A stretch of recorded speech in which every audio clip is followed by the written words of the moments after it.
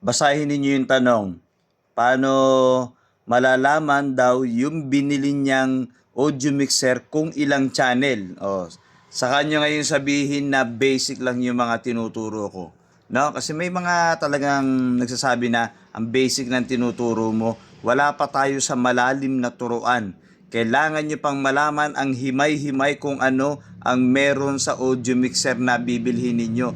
Yun yung ilang, kagaya nung tanong ni Kuya, no? So, okay yun, mas maganda yun, nagtatanong kayo para kayo ay matuto, no? So, simpleng tanong, no? Paano daw malalaman yung binili niyang audio mixer? Kung ilang channel, di ba? Kung ilang channel, hindi nila alam. So, kaya nga tuturo natin, ano? Kaya hindi basic yung tinuturo ko, lalo na po sa mga baguhan, no? So, malalaman po ninyo ang channel ng audio mixer na yan, ang tinatawag pong channel, yung kada isang hilera or yung kada isang slot. Kumbaga sa bahay, merong kanya-kanyang kwarto, ilang kwarto. Parang gano'n. Halimbawa, sa loob ng bahay mo, may 5 kwarto. So, yun yung tinatawag natin ng channel, 5 channel or 5 kwarto. So, halimbawa lang natin. So, halimbawa ito, 1, 2. So, 2 kwarto, 4 channel to eh. Paano nangyari yun? Paano naging 4 channel yan? Kasi merong mono. Pag sinabing mono, isang channel, 2 na agad. Ibig sabihin, sa isang kwarto, 2 kama ang nasa loob. No, 2 ang magagamit mo. So, kaya nga, 1, 2, 3, and 4. Kasi sa isang kwarto, nilagyan ng 2 kama. Okay? So, ginawa nilang 2 bedroom in 1 room. Parang ganon. So, sa isang channel, meron 2 na magagamit. Ang tawag dyan ay mono. Kapag kasi ganito, stereo. No? So, ulitin natin. Paano malalaman kung ilan channel? Actually, mas madaling malaman pag ilan channel yan. Ilan yung mic na may input mo. Halimbawa, 1, 2. No? Yung iba pa nga haba eh. 3, 4, 5, 6, 7, 8, 10 hanggang 16 hanggang 32 channel. So malalaman niyo yan kasi mga input po yan. Ito yan mga yan. 1, 2, 3. Halimbawa, may kasunod pa. 3, 4, 5, 6, 7, 8 and so on and so on.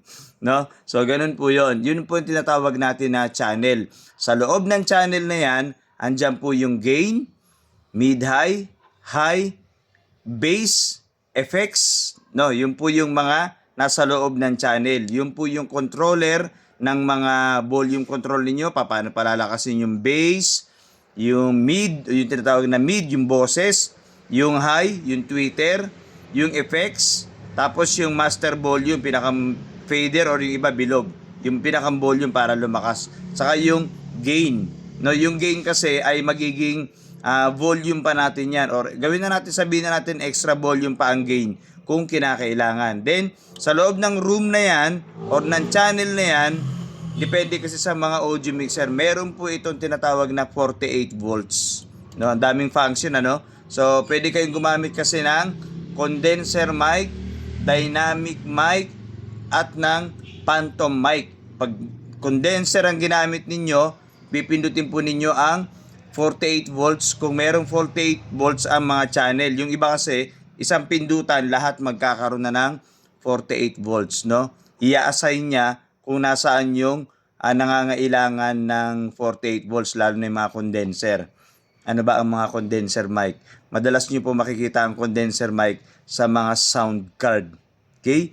Ang mga phantom mic na madalas ginagamit po yan sa simbahan or sa ibang event. Kadalasan sa simbahan eh. So, bakit phantom? Bakit condenser ang nangangailangan ng 48 volts? Kasi mas maganda po, mas ma-amplified. Ibig sabihin, balance po yun.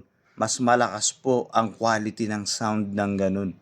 Kumbaga sa mga tao, no? Kumbaga sa tao, uminom siya ng energy drink, sumigla ng todo, no? Yung tipong, hindi niya nagagawa ng ilang oras, kaya pa niyang i-extend ng gawin yun.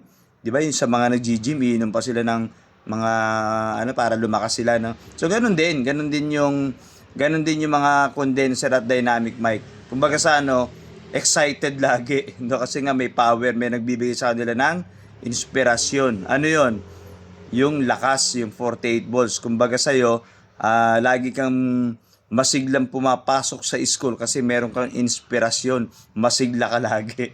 So, ganun po yun, ano. So, mga example lang yan. Mga inahalimbawa ko lang sa inyo yan para nakukuha nyo yung theory o nakukuha nyo yung, ganun pala yun. Kaya pala, nangangailangan ng 48 volts, mas malakas pala ang quality ng tunog, no? So, okay? So, ganun.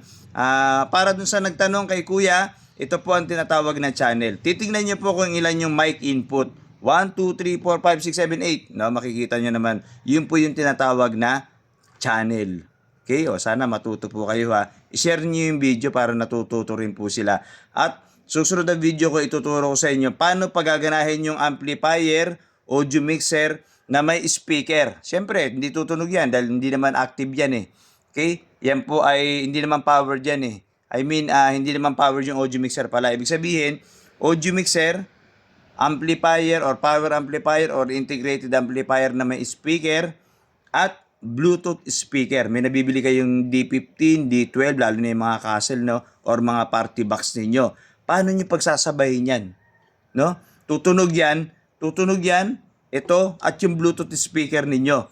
Papaano? Sa susunod kong video, yan po ang ipapakita ko sa inyo at ituturo ko sa inyo. Kung meron kayong katanungan, mag-iwan po kayo ng message dyan sa message box natin or mag-iwan kayo ng comment para sagutin natin kung ano yung gusto ninyong malaman. Okay? Johnny Luha po ito.